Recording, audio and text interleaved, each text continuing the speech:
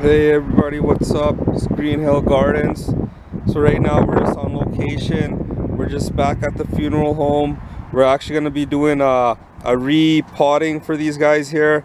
We had some extreme weather actually in the last couple weeks, and 3 plants ended up dying. So I came back to just repot some new flowers for them, and just have everything looking nice for them. And also I'm going to give you guys a sneak peek, show you how we do at Green Hill.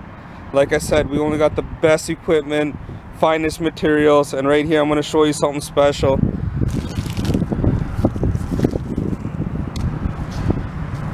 Right here we got some topsoil. This is actually imported from Brazil. So this is actually from the Amazon rainforest right here, people. So this is the finest soil you can get on the market.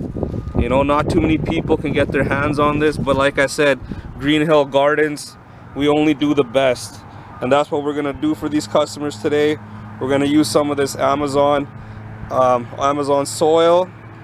And yeah, we're gonna start planting here right away. I'll show you guys everything after it's done.